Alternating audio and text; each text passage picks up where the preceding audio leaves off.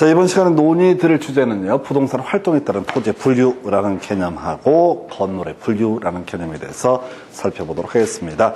자, 먼저 지상물의 존재 여부에 따라서 나지와 건부지로 구분을 하게 됩니다. 해서 자, 나지라고 하는 것, 자, 지상에 건물이 존재하고 있지 아니하고요. 기타 좀 어려운 얘기인데 이 토지 위에 지상권과 같이 이 토지 소유권에 일정한 제약을 가는 소위 물권 등이 설정되어 있지 아니한 토지 이렇게 정의를 합니다. 근데 감정평가에 관한 규칙에서는 두 가지 조건, 건물 기타 정착물이 없고 플러스 지상권 등 각종의 토지 소유권에 일정한 제약을 가는 권리가 설정되어 있지 아니한 토지 이렇게 정의를 하는데 시험 문제 구성할 때 분리해서 막 내버려요. 그래서 건물이 없는 토지는 뭐라고 한다? 나지라고 부르게 된다. 이 정도만 가시면 됩니다. 그리고 이에 대해서 건물이 있는 토지를 가리켜서 건부지라고 정의를 하게 된다. 그래서 이선 출제 포인트가 딱 하나예요. 건부 감가라고 하는 거. 건부지는 나지보다 낮게 감가, 감한다 할 때 감자고요. 가격할 때 가자해서 낮게 평가가 되게 된다라고 하는 것. 그래서 요거 하나만 기억하시면 돼요. 그래서 자, 나지가 무엇인지, 건부지가 무엇인지 등등등이 중요한 게 아니라 건부 감가라는 키워드를 기억하셔야 됩니다. 요건 우리 앞에서 공부했던 토지의 법제도적 개념의 부동산이라는 개념과 연계가 되죠. 그래서 자, 부동산이라고 하는 것은 토지 외에 건물까지 묶어서 부를 때 뭐라고 한다? 부동산이라고 정의를 하게 됩니다.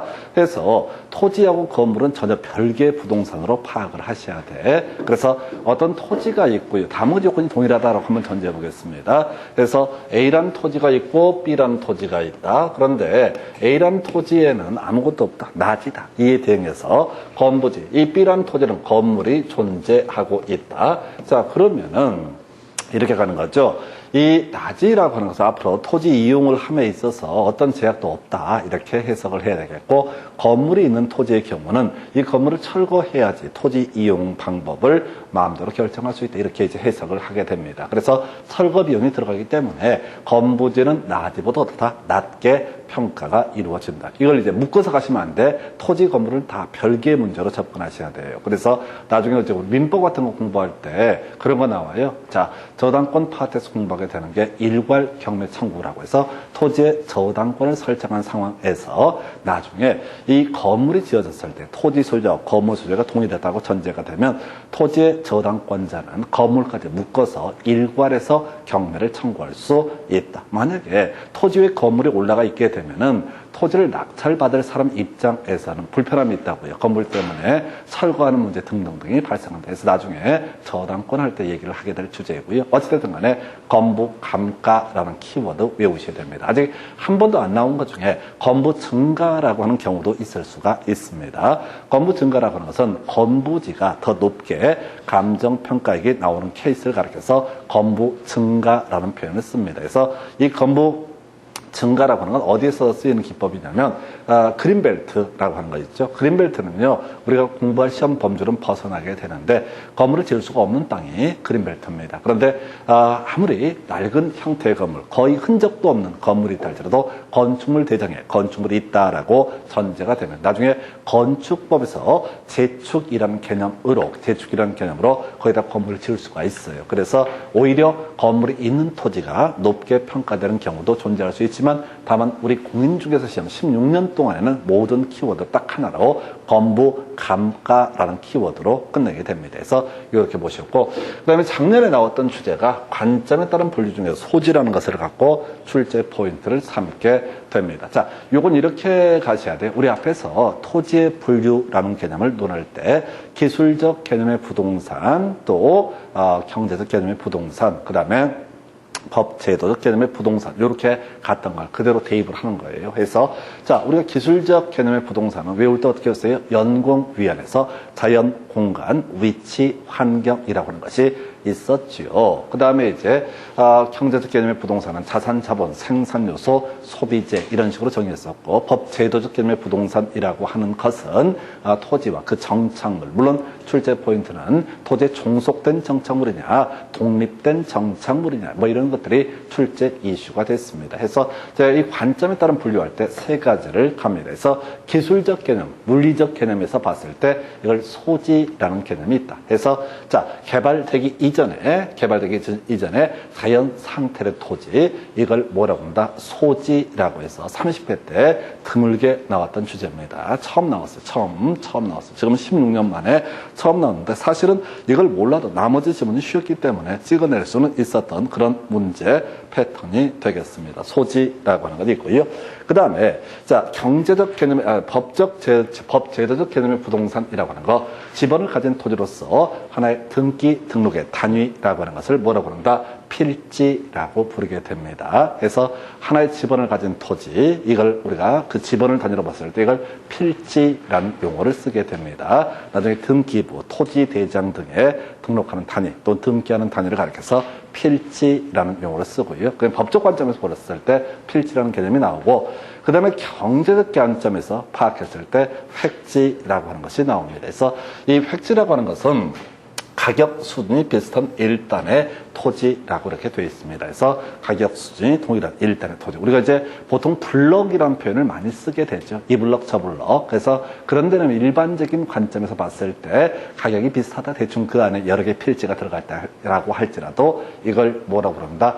획지라고 부릅니다. 그래서 획지라는 단어가 뜨게 되면 무조건 뭐가 나와야 돼? 가격 수준이라는 것이 들어가야 되고, 소지, 자연 상태, 그 다음에 등록의 단위를 필지라고 부르게 됩니다. 29회 때 상당히 어렵게 한번 나왔던 것이 획지에 관한 개념이 됐었어요. 근데 이것도 그래. 제발 부탁을 하는데 제발 생각 좀 하지 말고 그냥 외운 대로 찍으시기 바랍니다.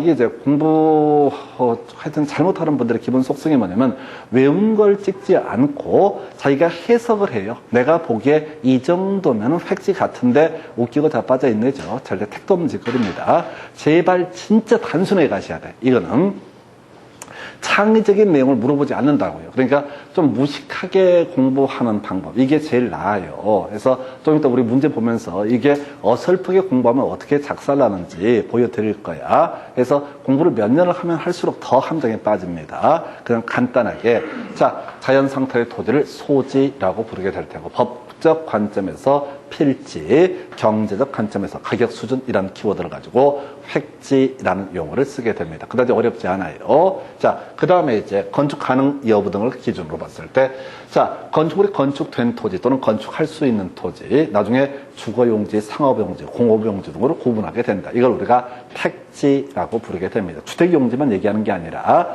자, 건물을 지을 수 있는 토지를 뭐라고 합니다? 택지라고 부른다. 그게 짓는 건물이 주택이 될 수도 있고 상가가 될 수도 있고 공장이 될 수도 있습니다. 그래서 택지라고 하는 거. 그 다음에 제일 통계적으로 많은 출제가 되는 것 중에 하나가 맹지라고 해서 어렵지 않습니다. 자, 도로와 접하고 있지 않은 토지로서 건축을 할 수 없는 토지를 뭐라고 한다? 맹지라고 부르게 되죠. 자, 이 맹지라는 주제는 나중에 민법 공부하실 때 바로 주의 토지 통행권이라든가 지역권이라는 개념과 연계가 되게 됩니다. 도로와 접하고 있지 않은 토지는 건축법 세계할 때 건물을 지을 수 없다. 이게 기본 골격이에요. 한편 건축법에서는 자, 직접 그 대지가 도로에 접하고 있지 않다라고 할지라도 출입에 지장이 없으면 건물도 지을 수가 있다. 이렇게 건축법에서 얘기를 합니다. 그래서 어떤 토지가 도로와 접하고 있지 않아서 맹지라고 이렇게 되어 있다 하십시다. 이쪽이 도로이고, 자, 맹지, 건물을 지을 수 없는 토지입니다. 그래서 나중에 민법 공부하실 때 상민관계 파트에서 논의하게 되는 것이, 이 맹지 소유자가, 자, 더 편리한 경우는 인정되지 않지만은 주변 토지, 주의 토지를 나다닐 수 있는 권리, 이걸 우리가 주의 토지 통행권이라고 얘기를 할 테고, 이에 대응해서 도움이 필요한 토지를 뭐라고 부른다? 요역지, 도움을 주는 토지를 뭐라고 부른다?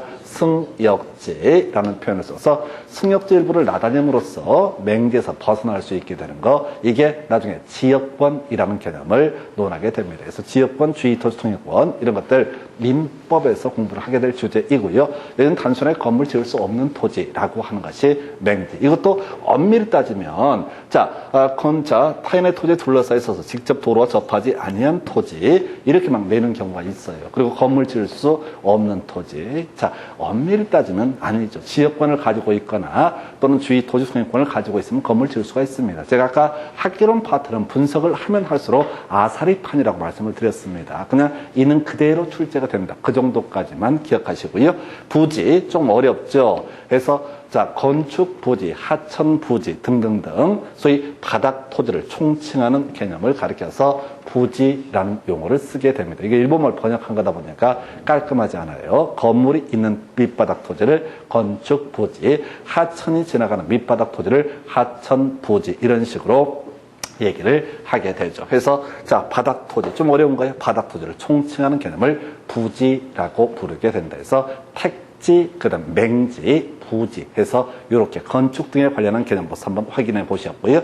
그 다음에 이제 활용 가능성. 요즘에 이제 통계적으로 한 5년 정도 텀을 갖고 보면 가장 많은 출제가 되는 게 법지, 빈지, 포락지라는 개념이 되게 됩니다. 해서 자, 법지라고 하는 거 법자를 써요. 땅지자를 씁니다. 법적으로 의미가 있는 토지, 즉 법적으로 개인에게 사소유권이 인정되는 토지를 가리켜서 뭐라고 합니다. 법지라고 이렇게 정의를 하게 됩니다. 바로 쓸모없는 얘기입니다. 해서 경사면의 토지 이런 것들 아무 쓸모가 없는 토지, 실제 활용 방법이 없는 토지, 자 이런 토지를 뭐라고 한다? 법지라고 부르게 된다. 이에 비해서 빈지는 거꾸로예요. 사소유권, 개인한테는 소유권이 인정되지 않지만은 자 그 사람들에게 필요, 유용성이 있는 토지를 가리켜서 뭐라고 한다? 빈지. 가장 대표적인 것이 바닷가, 해변 토지를 가리켜서 빈지라고 부르게 됩니다. 그래서 이 빈지라고 하는 개념은 사소유권은 인정 안 되고요. 국공유지입니다. 자, 바다, 이거 다 국가의 소유주입니다. 국가의 소유에. 그래서 국공유지, 그래서 사소유권이 인정되지 않는다. 그럼 쓸모가 있느냐? 쓸모가 있다고 보고 있어요. 그래서 여름철에 아이들이 뭐죠? 조개도 줍고, 자, 사실은 엄밀히 따지면 관련법 위반입니다. 그러다 치고, 조개도 줍고, 그게 뭐라고 그러나? 하여튼 간에, 전에 어떤 분이, 우리 학원 다녔던 분 중에 한 분이, 뭐, 주우러 다니는 걸 취미 생활을 하시는 거예요. 와, 그래갖고, 한동안 뭐죠? SNS에 막 올리는 거예요. 오늘 주운 것들. 그래서 낙지도 줍고, 조개도 줍고. 그래서 와, 진짜 부지런해, 그 양반은. 나는 한번 따라가 봤거든요. 시험 끝나고 따라가 봤어. 해루질이라고 봐요. 해루질이라고 하던데, 바닥 물 빠지잖아요. 물 빠지면 가서 장화 신고 가서 뭐도 줍고, 조개도 줍고, 낙지도 줍고, 줍는다기보다는 항상 이렇게 이제 물 속에 하여튼 모르겠어요. 저는 괜히 따라갔다가 돌에 미끄러져가지고 겁나 아픈데 말도 못하고, 왜냐면 나보고 조심하라고 분명히 경고했거든. 오지 말라고. 근데 또 궁금하잖아. 뭐 하나 싶어가지고 따라가다가 이제 돌에 찧어가지고 그런 게 이제 빙판에 넘어진 거랑 같은 거예요. 아픈 것보다 쪽팔린 게 더 심해가지고 말도 못하고. 왜 그러냐. 하나도 안 아프다. 하나도. 이 정도 돌바닥에 굴른 정도 멀쩡한 사람이라고. 사실은 겁나 아픈데 쪽팔려가지고 버텼던. 그래서 해루질 하는 땅이 뭐라고요? 빈지. 해서 또 산책도 할 수 있겠죠. 해변가에서. 이런 것을 뭐라고 한다? 빈지라고 부르게 됩니다. 그래서 하여튼 사소유권이 인정이 되지만 쓸모가 없는 토지를 법지, 법적으로만 내 땅이지 실제 쓸모가 없는 토지, 법적으로 내 땅은 아니지만 쓸모가 있는 토지를 뭐라고 한다? 빈지라고 부르게 될 테고, 제일 중요한 이슈 중에 하나가 포락지라고 하는 거. 자, 보니까 지적 공모에 등록됐던 토지가 물에 침식돼서 수면 밑으로 잠긴 토지. 대수 더럽게 없는 케이스입니다. 제가 이 경우 한번 봤다니까요. 어떤 분이 지금도 장유 신도시, 저 김해시입니다. 거기에 역사 바로 근처 100m 이내의 토지를 매입을 하셨다니까, 몇 분이서 공동 투자로 해서 이제 개발 정보도 흡수했겠다. 그 다음에 역사에 100m 가까운 땅까지 토지를 매입을 했어요. 이제 돈만 벌면 된다. 이제 더 이상 험한 세상 안 살아도 된다. 지주로서 당당히 한번 지켜보자. 라고 했는데 그분들이 많은 정보를 얻었었는데 한 가지 얻지 못한 게 있어. 천문, 하늘의 소리를 듣지 못한 거야. 어떻게 됐냐면은 그 땅 샀는데 역사 개발도 하기 전에 이 미친 장마가 져가지고 물길이 바뀌어버린 거예요. 그러니까 이런 식이었다고. 역사가 있고 역사 맞은편에 100m 정도 근방에 기가 막힌 토지를 샀다고.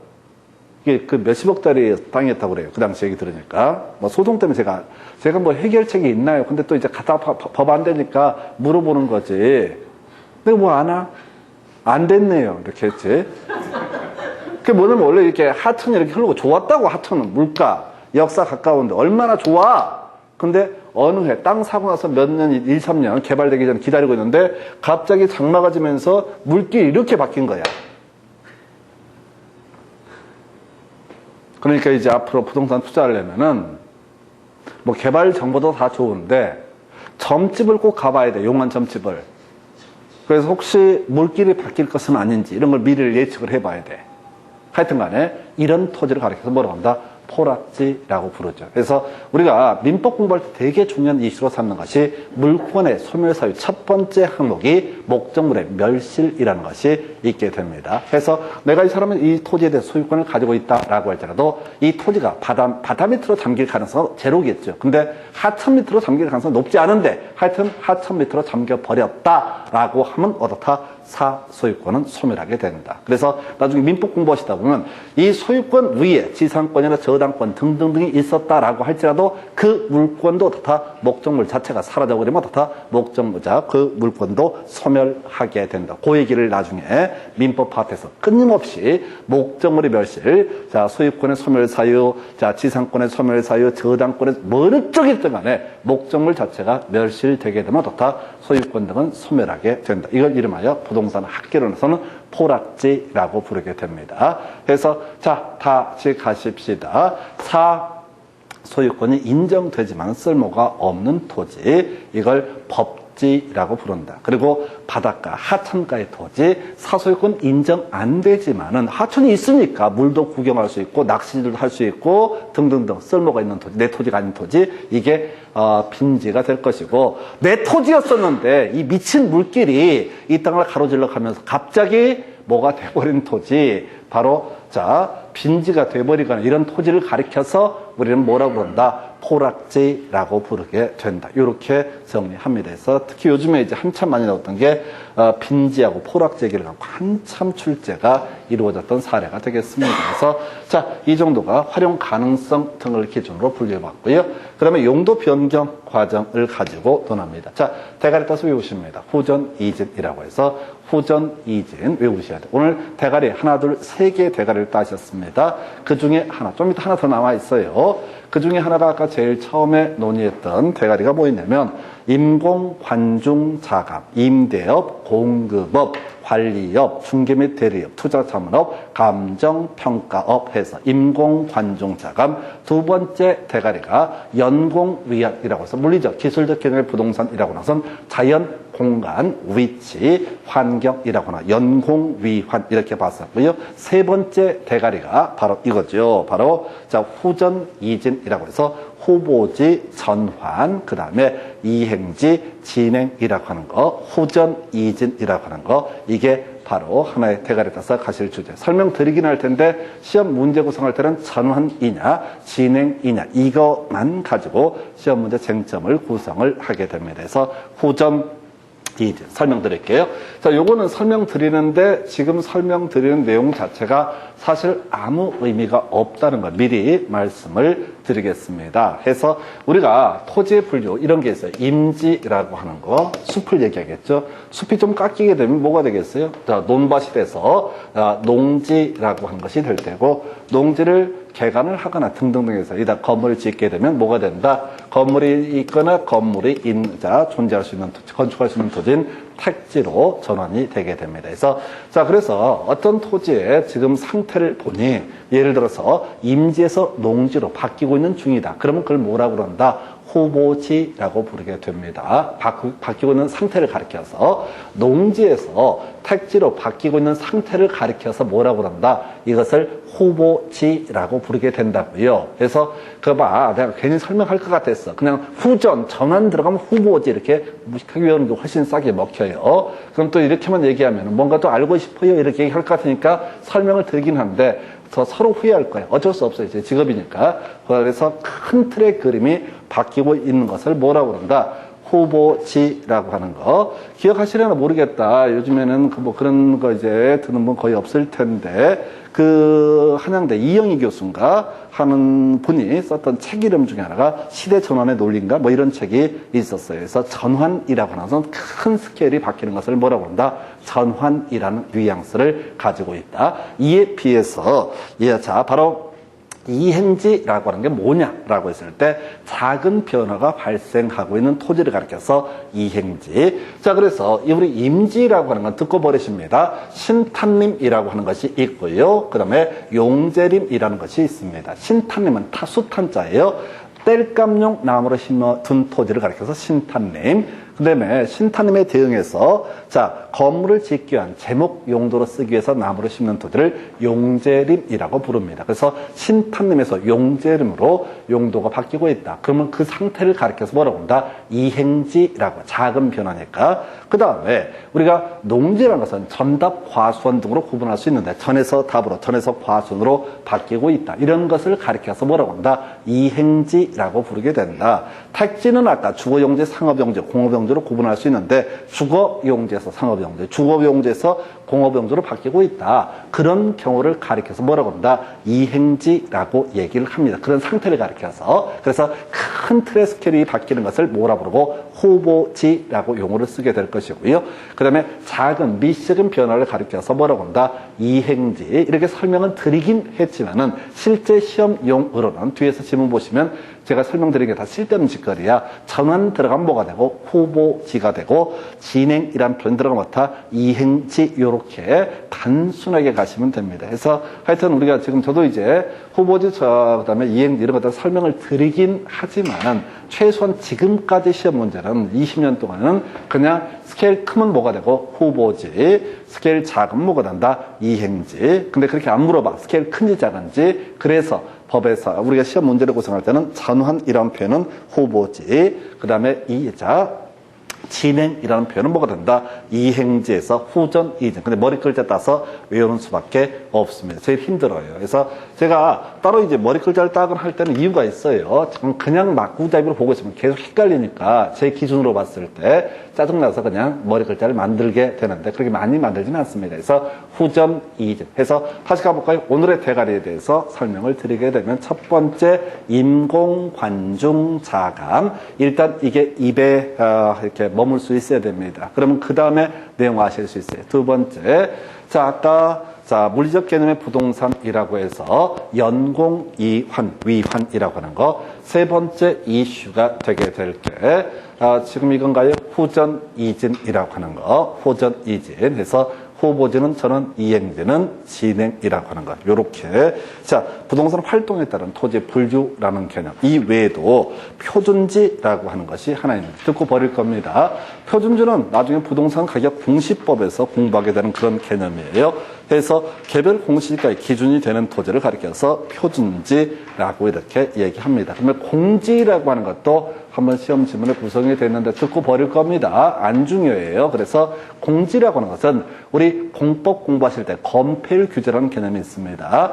내가 땅을 100평짜리를 가지고 있다라고 했을 때 나중에 정책론에서 공부하게 되는 용도지역이라는 개념 때문에 이 토지는 100% 건물을 지을 수 없고요. 예를 들어서 50%만 지어라 라는 식으로 얘기를 합니다. 어떤 토지는 건폐율이 만약에 60%면 60%만 지어라 라고 이렇게 정의를 해요. 그래서 이런 건폐율 규제 때문에 건물을 지을 수 없는 부분을 가리켜서 공지, 빈 땅, 공지라고 부르게 됩니다. 근데 듣고 버리셔야 돼. 이건 나중에 몇 번 가다 보면 한두 번 밟히는 경우가 있는데 그다지 중요치 않아요. 그리고 나서 제가 그런 말씀을 드릴 수 있어요. 이게 시험에 나옵니다. 이걸 답으로 뽑습니다라고 함부로 말씀드리긴 어렵습니다. 근데 시험에 안 나와요 라고는 얘기할 수 있어요. 그런 게 이제 전형적으로 답을 안 뽑는 개념이 공지 이런 것들은 별게 상관이 없어요. 그리고 요거 본 김에 미리 하나 말씀을 드리면 네이버 지식 검색 너무 믿지 마세요. 개판이니까. 네이버 지식 검색에 나와 있는 거 저도 이 검색 가끔 하거든요. 근데 최소한 수험서용으로는 거기 막 헛소리들 되게 많습니다. 예를 들어서 공지라고 하는 개념은 건폐율 규제 때문에 만들어진 개념이고, 건폐율이 뭐라고요? 건물 지을 때 100평짜리 땅을 갖고 있는데 건폐율이 80%다. 그러면 최대 80평까지만 100평짜리 토지라고 선정했을 때 지을 수 있다. 건폐율 때문에 남는 토지, 이 20%의 땅을 뭐라고 한다? 빈 땅, 공지라고 부르게 됩니다. 자, 근데 이제 네이버 그런 거 검색 보면 건폐율 또는 용적률 규제 때문에, 아니요, 그 해설 잘못 쓴 사람이 잘못한 거야. 용적률을 위로 쌓아 올리는 것을 규제하는 개념이기 때문에 공지와는 아무런 관련이 없습니다. 그래서 하여튼 그냥 답답하면 저한테 쉽게 물어보시는 게 오히려 좋아요. 왜냐면 제가 다 해봤거든요. 별짓 다 해봐서 하여튼 고생은 제가 다 해봤습니다. 그래서 근데 그만큼 실력은 쌓여요. 개고생을 해서 그렇지. 미련해서 그런 거죠. 그래서 차라리 뭐 강의를 보거나 그랬으면 차라리 나았을 텐데. 근데 나중에 그 자료들 보면 개판 게 많아요. 저는 제가 직접 공감하지 않으면 안 믿거든요. 끝까지 파는 스타일. 그게 친구가 없어요. 그래서 썩 좋은 게 아니에요. 그러니까 여러분들은 저처럼 사시면 안 돼. 공부할 때. 이건 날티나게 좀 하신다고 생각해야 돼. 공부 너무 빡시게 하잖아요. 친구 다 떨어져요. 제가 알던 인간들 중에서 공부 빡시게 하는 애들은 다 친구 없어요. 왜? 성격이 지랄이라는 얘기거든. 책을 봐도 까칠하게 가고 사람 관계할 때도 까칠하고 등등등. 하여튼 알아서 아시고요. 자, 그 다음에 지금 뭔 얘기하다가 후전 이진이 있었고, 공지 얘기. 그 다음에 선화지가 한번 지문에 구성되는데 별로 중요치 않아요. 고압선 밑에 토지를 가리켜서 뭐라고 한다? 선화지라고 부릅니다. 그래서 뭐 이렇게 이제 이 정도가 지금 16년 동안 시험에 한 번이나 나왔던 얘기들은 제가 다 설명을 드렸어요. 그래서 이게 부동산 활동에 따른 토지 분류라고 해서, 자, 간단하게 지문 답됐던 거 몇 개만 체크해 드리겠습니다. 여러분 교재 14페이지 가서 첫 번째 박스 5번 지문 가봐요. 별표 있는 거 있죠? 14페이지 첫 번째 5번 지문 찾으셨습니까? 답만 체크하자고 힘들어 죽겠으니까요. 설명 다 했으니까. 5번 보니까 건부지 가격은 건부 감가에 의해서 나지 가격보다 높게 평가된다. 틀렸죠? 건부 감가는 건 건부지가 더 낮게 평가된다라는 의미라고요. 좀 오래전 23회 때 나왔던 지문이 되겠고요. 그 밑에 자, 소지는 대지 등으로 개발되기 전에 자연 상태로서의 토지를 말한다 해서 30회 때 드디어 처음으로 나왔던 것이 소지라는 개념. 두 번째 박스 1번 지문 설명드렸습니다. 오른쪽 페이지 15페이지 택지는 주거, 상업, 공업 용지 등의 용도로 이용되고 있거나 해당 용도로 이용할 목적으로 조성된 토지를 말한다 해서 오른편 택지도 한번 답이 됐었네요. 그 밑에 맹지라고 하는 거 타인의 토지에 둘러싸여서 도로와 접하고 있지 아니한 토지를 말한다라고 해서 이걸 맹지라고 부르게 된다. 예, 그 정도에서 15페이지 첫 번째 박스 두 번째 지문 설명드렸고요. 그 밑에 두 번째 박스 1번 지문 빈지는 법지는 소유권은 인정되지만 이용 실익이 없거나 적은 토지를 말한다. 오른편 답을 뽑았던 지문이고요. 그 밑에 자, 세 번째 박스 1번 지문 이행지 뒤에 뭘 찾아야 돼? 진행 나와야 되죠? 근데 전환이라고 해서 틀리게 뽑았습니다. 그럼 2번 지문에 후보지 하게 되면 뒤에 뭐 나와야 돼? 전환이라고 나와야 되죠. 그래서 요걸 이렇게 가셔야 된다. 후전, 이전에서 그냥 시험을 위한 시험이라고 생각을 하셔야 돼요. 자꾸 실력 생각하시면 안 됩니다. 점수 나오는 게 무조건 실력입니다. 점수가 실력이지 지식이 얼마나 많고 적고 이런 것들은 중요치가 않아요. 그래서 후전, 이전 최대한 단순화시키는 지혜들이 필요하겠고요. 다음 페이지 가서 보시게 되면은 거기 이제 표본지라고 해서 1번 지문에 나와 있는데 눈길 주지 마세요. 예, 뭐 말도 안 되는 소리야. 표본지란 말 자체가 없어. 이게 표준지를 약간 변형을 해놓은 지문인데 그걸 고칠 필요도 없어. 표본지가 뭘까? 네이버 검색해봐요. 그게 안 나와.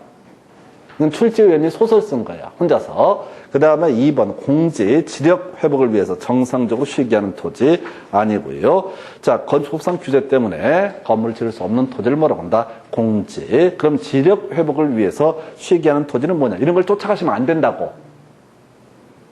무슨 소린지 아시겠어요? 어떤 지문이 나오면 살을 붙여가지고 그러면 표본지는 뭔데? 이렇게 가시면 안 된다고.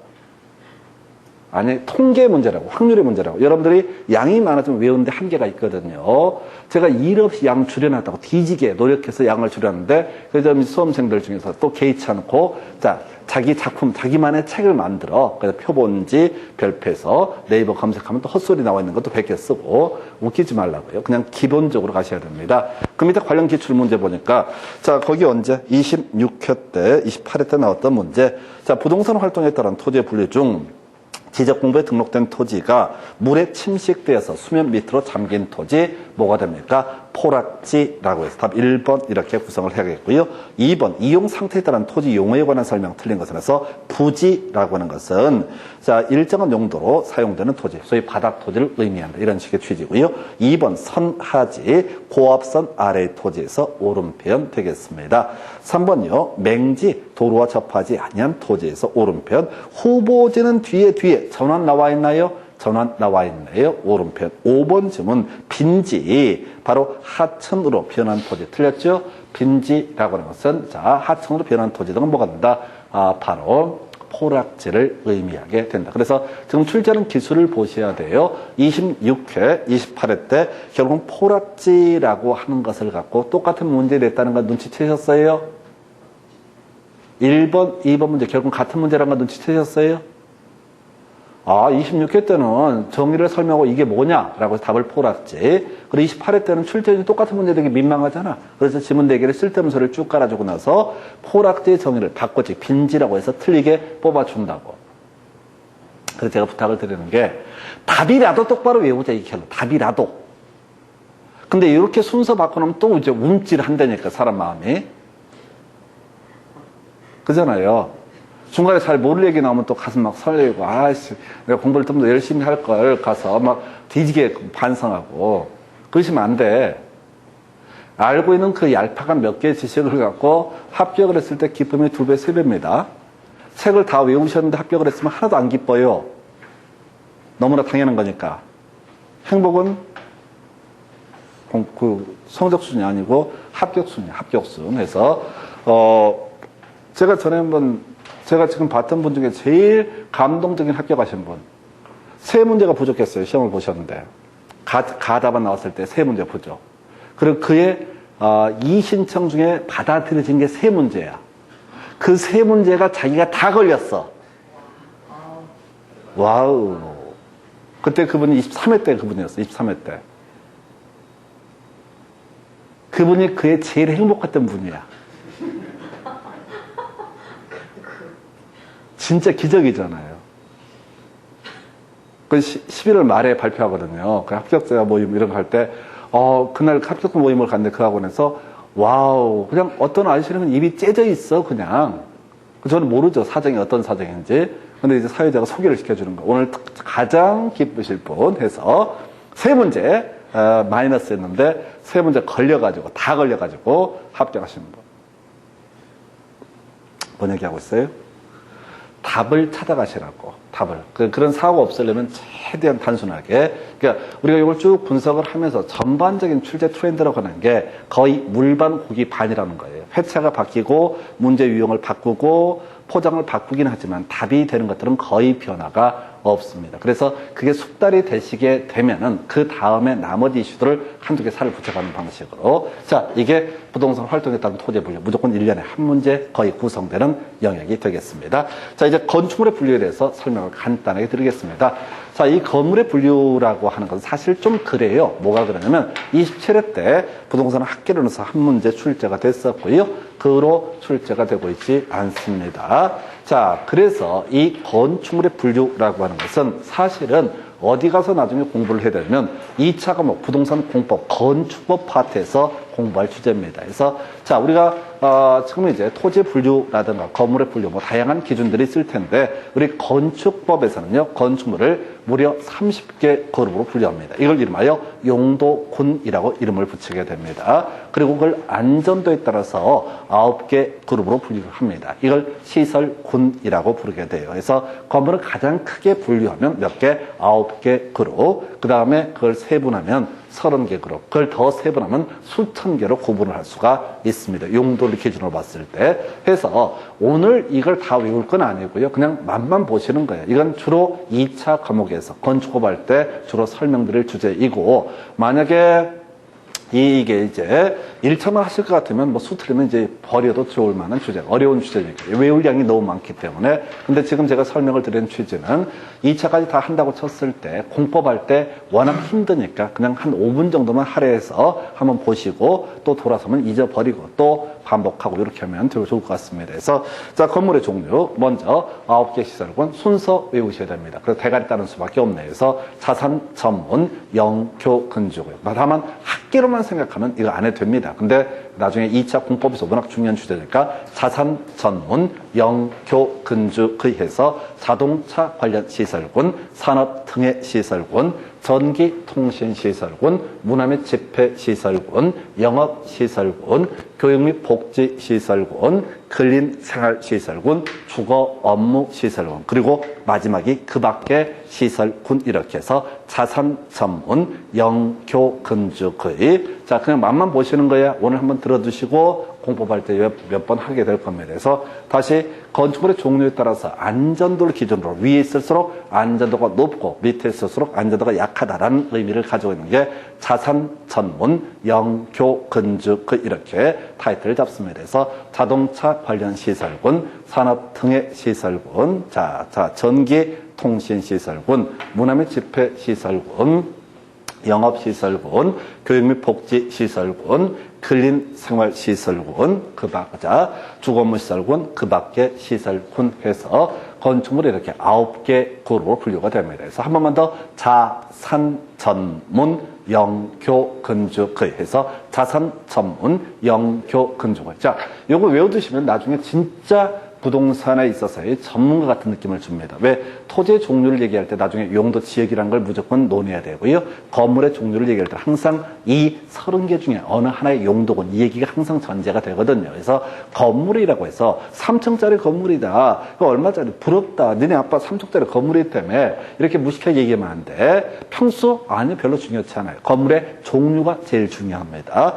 예를 들어서 그 건물이 3층이든 5층이든 간에 위락시설이다. 그러면 이제 카지노 영업소, 무도장, 무도학원, 나이트클럽 이런 거 들어갈 수 있어. 엄청나게 돈 되는 건물이라고. 건물의 종류라는 개념 자체가. 근데 창고 3층짜리 뭐해? 거기 별 쓸모가 없다고, 가치가. 이게 토지의 종류, 용도 지역이라는 개념과 같이 맞물려서 건물이다, 종류라는 개념이 있다고. 그러니까 보통 이제 전에 법 공부 안 하셨을 때는 누가 건물 하나 갖고 있대. 우와, 우리 시골 가면 건물 3동이 있어요, 시골. 가치가 없어, 근데. 평수도 평수지만은, 헛간, 작은 헛간, 큰 헛간, 그걸 못 다 써먹냐고. 건물의 종류라는 개념이 중요한 가치를 갖는다고요. 굳이 큰 헛간, 작은 헛간, 이게 창고로 건물이 분류가 되겠지, 분류하면은. 건축물장에 등재가 되어 있다 그러면 창고, 쓸모 없다니까 그런 것들 별 필요가 없다고. 근데 아무리 평수가 작아도 좀 이따 위락시설 이런 것들 엄청 돈 되는 시설이란 말이에요. 그래서 건물의 종류라고 하는 거, 자산 전문, 영교 근조 이렇게 9개 그룹 분류했었고요. 듣고 버리십니다. 자동차 관련 시설군에는 자동차 관련 시설이라는 것이 있습니다. 어떤 건축물 주차장이나 세차장 이런 용도로 활용을 하면 이걸 자동차 관련 시설이라고 정의하고 9개 중에 하나로 자동차 관련 시설군이라고 분류를 합니다. 산업적인 시설군 한번 외운 데까지 외워보시고 잊어버리면 많은 거예요. 운창봉 위잠욕장에서 운수시설, 창고시설, 공장, 위험물 저장 및 처리시설, 자원순환 관련 시설, 묘지 관련 시설, 그 다음에 장례시설까지, 자원순환 관련 시설까지 해서 요렇게 7개 운창공 위참여장 해서 듣고 버리십니다. 운수시설이란 어떤 건축물을 고속터미널이나 버스터미널 또는 이제 항공기 들어오는 공항 이런 용도로 활용하면 이걸 뭐라고 합니다? 운수시설이라고 부릅니다. 창고공장은 따로 설명드릴 필요가 없겠고, 그 다음에 위험물 저장 및 처리설, 주유소 같은 건물을 가리켜서 위험물 저장 및 처리설. 듣고 버리시면 되는 거예요. 교재에 다 정리되어 있습니다. 기본서에. 근데 그걸 외우자는 게 아니라 감만 잡는 거예요. 그 다음에 자원순환 관련 시설, 고물상 이런 것들을 의미하고요. 그 다음에 묘지 관련 시설, 화장시설, 봉안당이라고 해서, 봉안당은 납골당을 의미하게 됩니다. 그 외 장례시설이라고 해서 이건 장례식장을 의미합니다. 그래서 나중에 장례시설, 이게 좀 특이한 개념이 돼요. 그래서 요건 제가 제가 갔던 장례식장 중에 제일 웃겼던 게 그거 있었어요. 지하 2층인가 지하 1층이 노래방, 그 다음에 1층인가가 식당이고 2층인가가 3층이 장례식장이 있더라고. 그런 거 있습니다. 왜 이 말씀을 드리냐면은 이 건물의 종류란 거 통으로 보시면 안 된다고. 하나의 구획된 공간 하나하나로 다 따로 해석한다고. 그래서 굳이 법적으로 분류하면 노래방은 2종 근린생활시설로 분류를 하고요. 식당도 2종 근생시설로 분류를 합니다. 우리가 거기까지 공부할 필요는 없는데, 장례시설이라고 하는 장례식장은 산업 등의 시설군의 하나의 종류로 분류를 하죠. 그래서 하여튼 골 때립니다. 그래서 보통 장례식장이 따로 단독 건물로 보통 돼 있는 게 일반적인데, 하여튼 제가 구로 디지털 단적인가 이 근처에 그런 장례식장을 한번 봤던 적이 있어요. 되게 하여튼 왜 내가 거기를 갔는지 모르겠는데 오라고 했으니 갔겠죠. 또는 가야 될 사람이니까 갔겠지. 아니면 시간이 없어서 할 일이 없었거나, 이유는 몰라. 그렇게 친한 친구거나 그런 건 아니었던 것 같아. 근데 그 장례식장을 가면 되게 좀 엽기적인 느낌이 들었어요. 시내 한복판에 역사에서 바로 멀지도 않은데 PC방 갔다가 이제 가서 잘 모르는 장례식장인데 가서 굳이 할 말도 없잖아. 그래서 시간 때우느라고 PC방에서 게임 좀 하다가 갔던 기억이 있습니다. 그래서 하여튼 장례식장을 얘기하고요.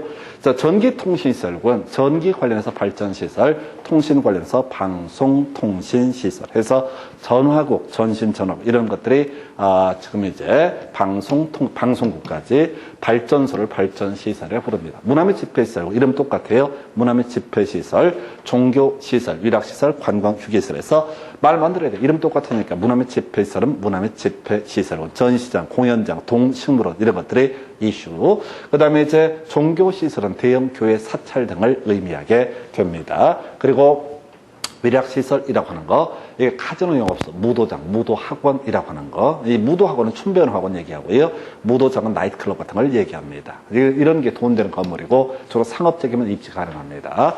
그 다음에 이제 관광휴게시설, 야외 음악당, 야외 극장 등 외울 것도 아니고 듣고 넘어가시면 됩니다. 여기까지가 4번째 시설군. 5번째 자산 전문 영회사, 영업시설군. 돈 내고 물건 사는데 판매시설, 백화점 등을 의미합니다. 돈 내고 잠자는데 숙박시설, 돈 내고 운동하는데 운동시설, 돈 내고 또 자는데 다중생활시설, 다중생활시설은 고시원을 의미하게 됩니다. 이런 것을 가리켜서 바로 영업시설군으로 분류를 합니다. 그 다음에 교육 및 복지시설군은 교수야 의노 이런 식으로 말을 만드셔야 돼. 그래서 교육연구시설, 학교, 학원 등을 의미하게 됩니다.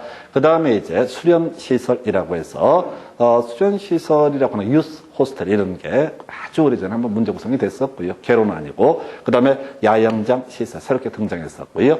그 다음에 의료시설, 병원 등을 얘기합니다. 그 다음에 노유대시설, 뭔지 모르겠어요. 큰 이슈가 안 돼. 교수야 의노 이렇게 5개 그룹을 가리켜서 교육 및 복지시설군이라고 구분합니다. 자산점은 영교근에서 근린생활시설군 7번째 1종과 2종으로 분류하는데 이건 종류가 무지막지하게 많습니다. 그래서 1종 근생시설에 의원, 한의원 이런 것들이 대표적인 값, 슈퍼마켓 이런 것도 있고 그 다음에 2종 근생시설에 일반 음식점, 노래연습장, 중개사 사무소 또는 이제 제일 골 때렸던 거 멀티미디어, 문화 콘텐츠 설비 제공업소. 이게 뭔지 아세요? 아까 얘기했던 세 글자 PC방을 가리켜서 법에서는 멀티미디어, 문화 콘텐츠 설비 제공업소. 더럽게 길어요.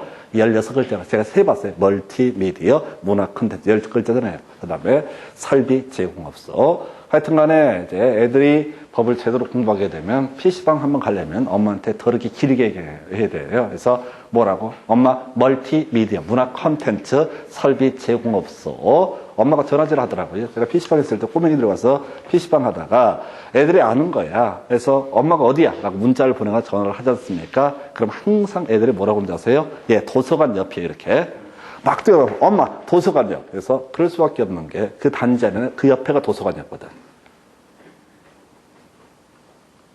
내가 거짓말하는 게 아니라 멀티미디어 문화 콘텐츠 설비 제공업소 이렇게 얘기했다가는 엄마가 개 짜증을 내니까 엄마의 정신건강을 위해서 그냥 도서관 옆이에요. 바로 열고 PC방. 그래서 혹시 주변에서 집 댁에서 아이들이 도서관 옆이라고 얘기할 때는 그냥 PC방을 줄여서 도서관 옆이라 이렇게 해석을 하시면 될 겁니다. 제가 PC방에서 같이 애들하고 놀면서 다 관찰해본 결론이 그거예요. 그래서 저는 우리 딸내미한테 그 PC방 가지 말라고 안 해요. 다만 이제 힘들면 학교를 그만둬라 이런 얘기는 가끔 하죠. 힘들면 학교 그만둬라. 굳이 가려고 하지 마라. 애쓰지 말아요. 너 오늘 가면 또 내일도 또 가야 돼. 이게 제 주장이에요. 그래서 집안을 PC방처럼 만들어줬어. 게임 계정 다 만들어주고 사운드 빵빵하게. 근데 더 안 해 이제. 저는 몰래 가는 재미에 했었는데 하라고 하니까 또 안 해. 해던 것 다 치고. 자, 지금 이제 근린생활시설, PC방 2종 근생시설, 그 다음에 주거업무시설군의 단독주택, 공동주택, 업무시설, 교정 및 군사시설에서 교정 및 군사시설은 교도소, 군부대를 얘기하고 의미 없고요. 업무시설에는 국가지자체에 창설한 오피스텔, 나중에 오피스텔이 하나 이슈가 됩니다. 그 다음에 오늘 공부하게 될 주제는 이거죠. 주택의 분류, 단독주택과 공동주택, 요걸 위주로 공부를 하게 될 것이고요.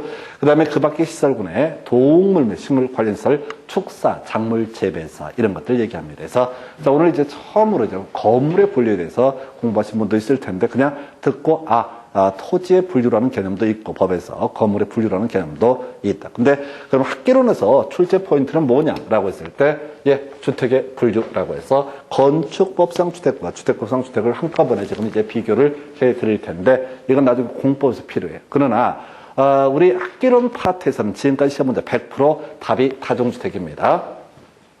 답이 다종주택으로 뽑았다고? 이유는 몰라요. 사실은 알아요. 왜 이걸 내렸는지는.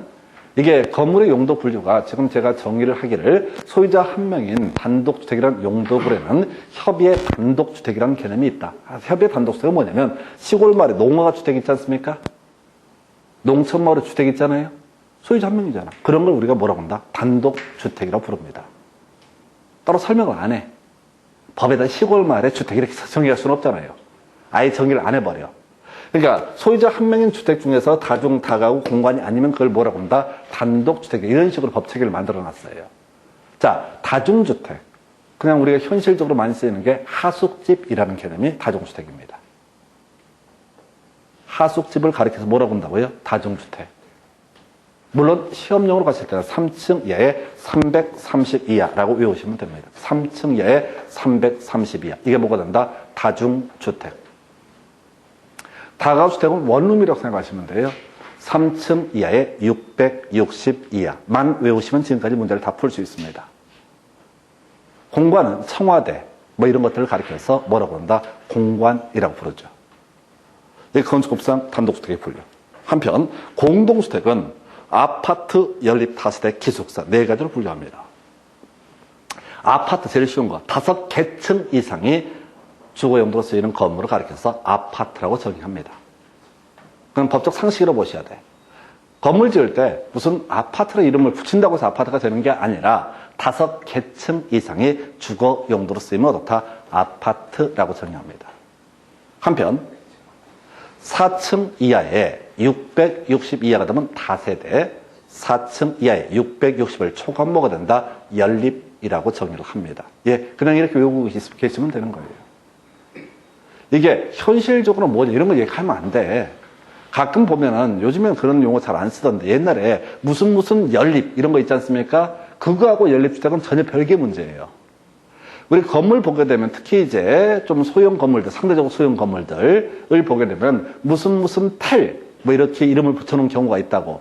심지어 한글로 행복한 집 이렇게 이름 붙여놓은 경우도 있어요. 원룸 이런 건데 이름 타이틀이 행복한 집이라고. 석수로 65번길 4 행복한 집 이렇게 할 수 있다고.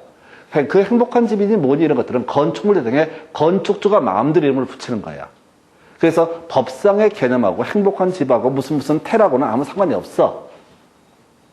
그냥 내가 건물 하나, 예를 들어서 좀 형편이 돼서 한 2층짜리 지어 올려. 그리고 어떻게 이름을 뭘로 붙여? 64빌딩 이렇게 붙여도 돼.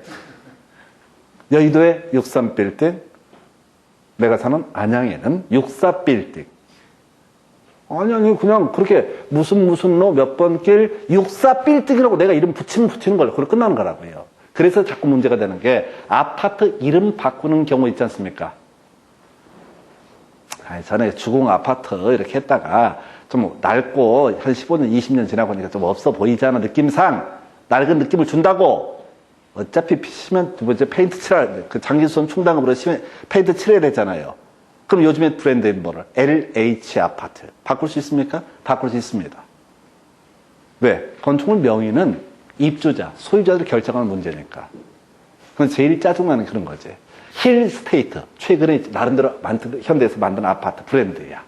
근데 전에 현대 홈타운 이런 애들이 바로 무슨 힐 스테이트 이렇게 그런 분쟁이 생기지. 왜 이름 헷갈리게 그렇게 만드냐. 상대들 희소성 떨어지게 높이 사는 것들이. 이렇게 해서 싸워. 근데 기본적으로 건축물 대장의 건축물 이름 자체는 누가 소유자가 결정할 수 있다. 선생님 앞으로 형편 피워서 건물 2층짜리 지을 때 반드시 건축물 대장의 64빌딩 또는 그게 마음에 안 들면 요즘 트렌드에 맞게 잠실타워 무슨 롯데 거기가 뭐 그런 식으로 부른가 보던데요. 잠실타워. 아니 좀 있어 보이게 N타워 이렇게 뭐 J타워 그럼 뭐 있어 보이잖아. 아빠가 건물주야? 1층. 그런 식으로 건축물 대장하고 이 얘기는 틀리다고요. 그래서 외우실게요. 다중주택은 뭐야? 3층에 330이야. 다가구주택은 3층에 662야. 다세대 연립 4층 이하고요. 660 초과면 연립이고 660 이하가 되면 다세대. 5개층 이상의 주거용도로 쓰이면 뭐가 된다? 아파트. 그래서 시험 문제 답이 뭐라고요? 다중주택. 이게 왜 답이 되냐면 이 건축물의 정의가 너무 복잡해요. 사실은. 딱 저는 수업용으로만 이걸 가르쳐 드리는 거고 예를 들어서 다중주택의 정의를 보면은 뭐 하숙집이라는 얘기를 너무 구질구질하게 길게 써 있어. 그러면 출제위원, 법을 잘 모르는 경제학 전공했던 부동산 학교는 출제위원이 보게 되면 다중주택을 보는 순간 숨이 턱 막혀. 무엇이 이렇게 복잡스러워? 그래서 15년 동안 모든 시험 문제답은 다중주택으로 구성을 하게 됩니다. 다만 공법에서 필요한 개념이고 사이드 쟁점까지 해서 다가구, 다세대, 연립, 아파트까지 설명을 드렸습니다. 그래서 자, 여러분 자료 18페이지, 19페이지, 18페이지 문제는 자, 27대 문제는 버려야 될 문제고 19페이지에 있는 첫 번째 박스 다중주택은 끝에 별표되어 있죠? 1번 집은 다중주택은 별표되어 있죠? 별표되어 있던 건 답으로 뽑았다는 얘기라고요. 다른 거 답자는 얘기 빼버리고 3층에 330 이하 나와 있죠? 중간에 3개층 이하 330 이하 이런 거 나와 있을걸요? 그럼 오른편 답이 됐다고. 그럼 나머지는 왜 답이 안 돼? 다중주택이 답이니까. 그 밑에 관련 기출 문제까지 가봐요. 다음에 법률적 요건을 모두 갖춘 주택은 해서 외운 게 하나밖에 없지. 330 이하 3층 이하 나와 있죠? 자세히 보지 말고 그냥 3층 이하 330 이하는 뭐가 된다? 다중주택. 헐. 왜? 16년 동안 다중주택만 4번 출제가 돼요. 최근 8년 동안 2번 출제가 돼요. 그러면은 당연히 일단은 학개론 할 때는 다중주택으로 몰빵하신다고 보셔야 돼. 그러니까 제발 상상 좀 하지 말라고요. 한번 다중주택 기어 나오면 사람들 막 생각해. 이번엔 다세대 내릴지도 몰라. 연립을 내릴지도 몰라. 그 짜증나요. 공부도 못해. 아는 것도 없어. 의심은 또 더럽게 많아. 그냥. 혹시 이게 나올까봐. 그 로댕 얘기를 제가 자꾸 드리잖아요. 생각하지 말라고. 로댕이 죽었잖아요. 그러다가 생각하다가. 그냥 이 중개사 시험은 그냥 좀 단순하게 가셔야 된다고. 오랜만에 공부하니까 실력 발휘하려고 하지 마시고 그냥 루틴하게. 그리고 이게 한 순환이 끝나고 나면은 다중주택을 답을 다 뽑는 걸 보고 나면 나중에 할 일이 없어. 시간 또 때워야 되고. 그러면 이제 그때 짬짬이 뭐 다세대를 보든 연립을 보든 그런 식으로 가셔야 됩니다. 우선 답되는 것부터 소화를 하셔야 돼요. 그래서 이 정도가 건물의 분류까지 설명을 드리고 잠시 끊었다가 다음 주 경제로 설명드리겠습니다.